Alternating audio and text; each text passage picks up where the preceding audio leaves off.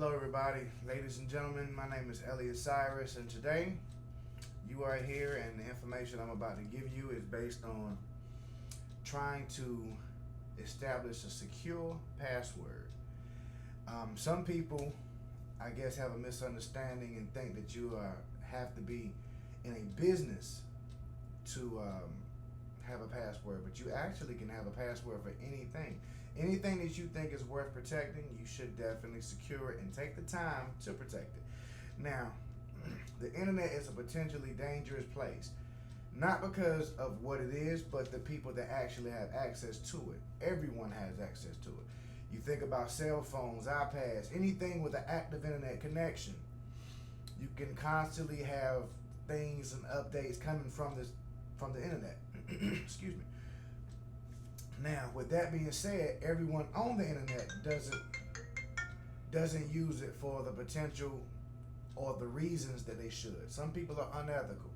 If we all practice the code of ethics, no one would need keys to the house. No one would need security passwords. You wouldn't need anything. You could leave your door wide open at night, but that's not the world that we live in, and that's not being realistic.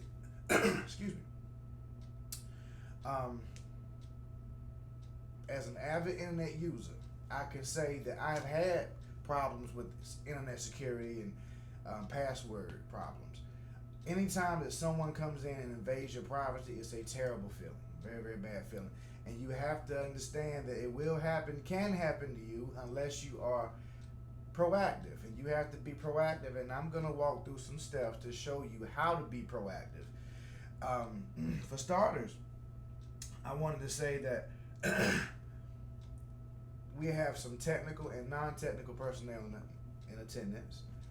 I wanted to say that you all are welcome, and we can elaborate further on other videos, but as far as right now, I'm going to just touch the basics and what everybody should know, because nobody wants to be victim of password problems. Sorry, I was trying to multitask. Okay, now I have created, let me get it on the side of the camera here. Let me slide over. Okay, I have created some, not slides, but I guess almost like charts to help show you. Here we go. Okay, here we go. I have created some almost like slides to show you the tips to how to create a secure password. And these are what I use and I stand to. Okay, number one, it at least has to be 7 characters long. Every place of employment I've been to, when they ask you to create a password, or just average places online that ask you about passwords, they require you to have a certain amount. And I haven't seen anything less than 7. So this helps to make the password more unique, a little harder to crack. Number 2, something that's not easily guessed. Don't use your birthday. Don't use your last name. Don't use something that anyone might guess you using, like something that you love to do. Don't use that necessarily just in that form. Number 3, something that's not easily spotted when you're typing. This means that if I'm typing something, I'm going to make sure that it's a little complex to the point where if you're in the room, you don't know, and you can't just automatically assume what I typed and get it. So basically, I'm making you work for it. Number 4, try misspelling a word. This works because if I'm spelling a word and I purposely misspell it, the person coming behind me trying to get it may not, he may think that I was trying to spell it this way, and if you spell it the correct way, it's easier to guess. Misspelling a word throws people off. It will throw it off. You want to constantly change your password, and I would say on an estimate every 90 days. You don't want to keep the same password over and over and over and over again. Now, number 6 is one of the most important. It should have been number 1. Never, ever, ever keep records of your passwords. This is like giving somebody an open invitation to come in and find it. And granted, your passwords are just for you, and your records will be just for you, but you never know what happens. Sometimes things do happen, and you have to be ready for the unexpected. And you can't be if you've given the person basically a blueprint or a key to your files. All right. Next I have,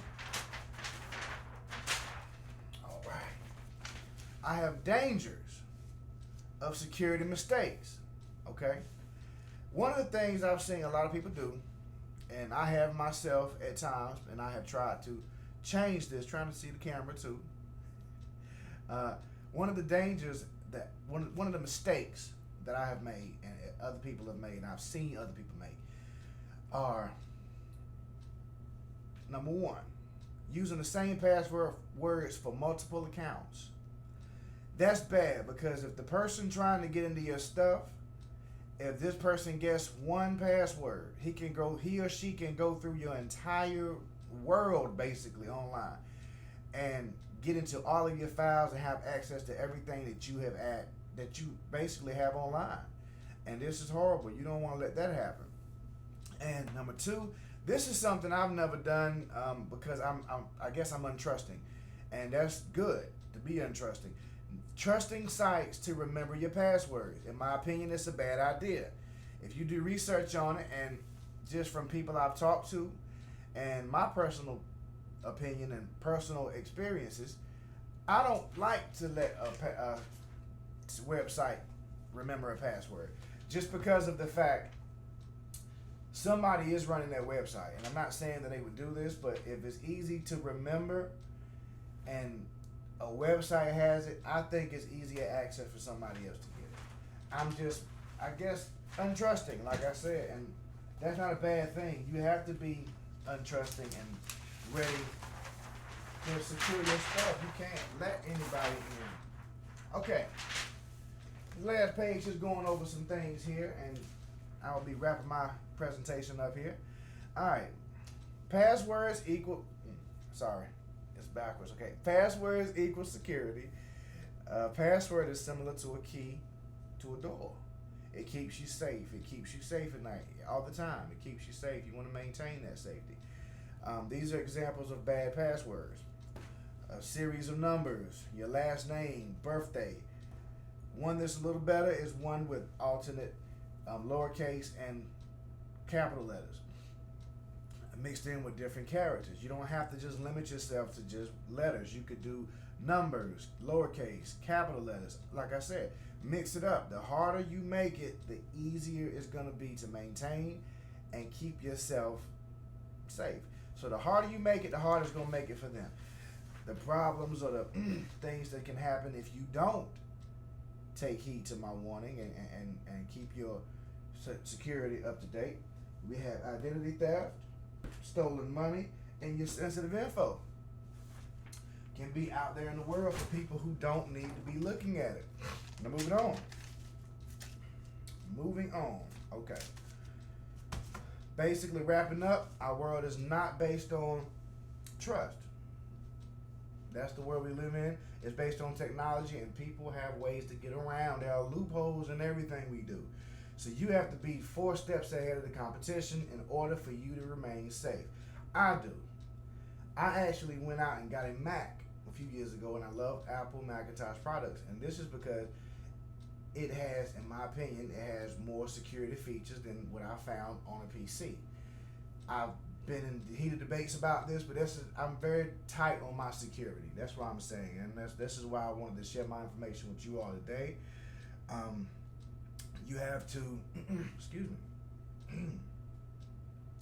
You don't have to be part of an organization. You just have to be a person, period. Anybody that deals with computers, and we all do some shape, form, or fashion, because it's 2015. We're going into a new year soon. You have to be ready for what's coming. And there's constant changes in technology every day. There are new viruses. There are new threats on the internet every day. You have to take your part in your stance in all of this, and you have to protect yourself, because it's almost unbelievable to say that or unfeasible to say that you don't think you will ever be potentially threatened by someone or online threat, because it happens every day, and you need to protect yourself. So wrapping it up, hope you enjoyed the presentation, and I'm signing off. My name is Elliot Cyrus, and thank you for your time.